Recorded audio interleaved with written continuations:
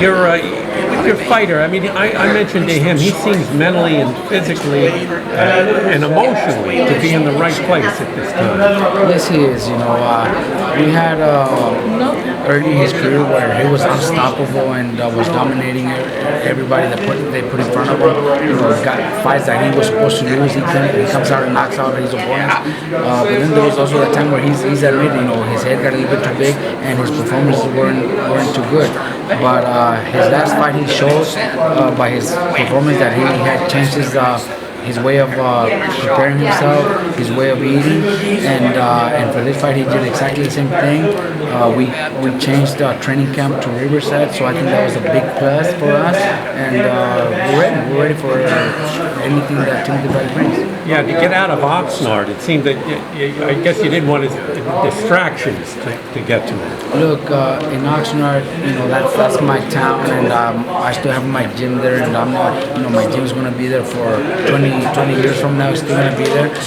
We have 200 kids that are always in the gym, so I can't shut that for them. But I think it was the best thing for me as a trainer to find myself a training camp where the fighters are going to live in the house, train in the same property, run everything at the same place. We don't have to go nowhere to eat. We don't have to go nowhere to train. It's all in the same property.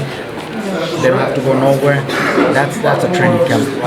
Being at home after training, Brandon will drive home to his family again. Brandon loves to be around his family and kids, but sometimes they are distractions. Sometimes kids get sick, kids can't sleep, and that all can affect. For me, same thing. Being in Oxnard, my training camp was. My gym in Oxnard was open to the public, so it came to a point where there was just so many people walking in. Sometimes we didn't even know who was there, because one of my fathers invited that person, another father invited this other person. So it turned out more where it was open and everybody was able to walk in. Here, let me take a picture of you. The move was perfect. I've been in Oxnard with my own gym for 10 years.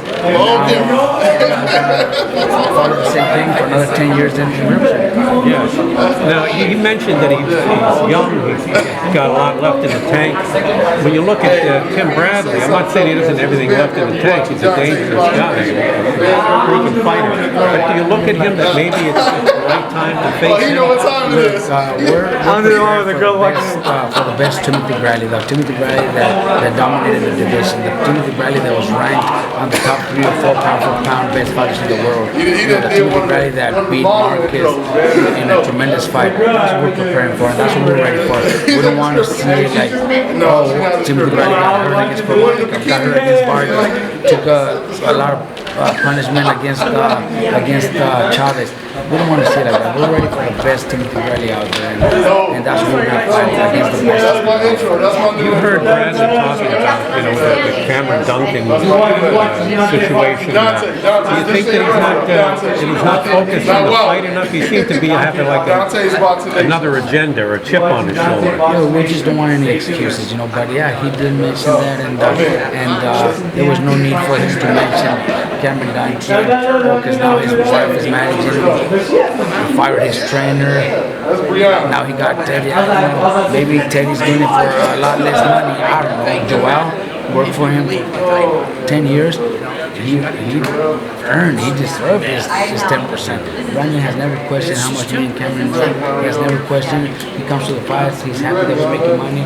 In this sport, there's loyalty also means a lot. And when I hear Timothy mentioning all that and mentioning all the houses that he owns or whatever, that has nothing to do with preparing for a fight or a training camp.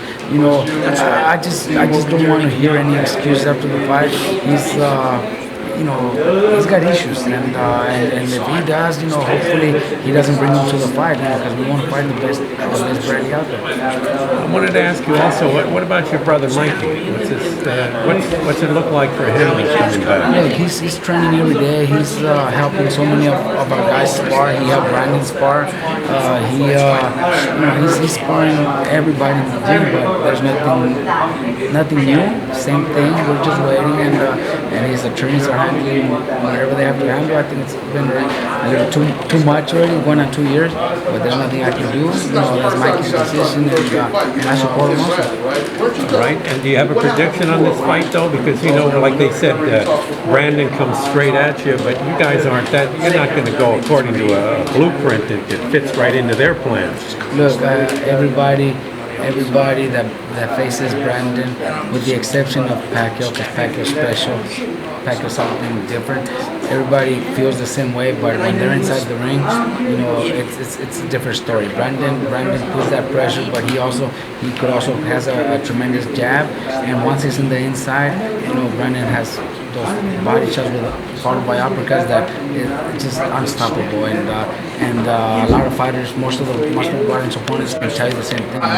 They think it's gonna be easy, but once they have somebody like Brandon inside the ring in front of them, everything changes. And I can't say we're gonna box because that's not Brandon's style. Brandon's gonna pressure him. Brandon's gonna go out there look to make it into a fight, and we know Bradley falls into a fight too. Bradley's not a boxer that could outbox somebody for 12 rounds. Like Lara or Rigondale or Mayweather. Bradley's just not like that. Bradley fights also.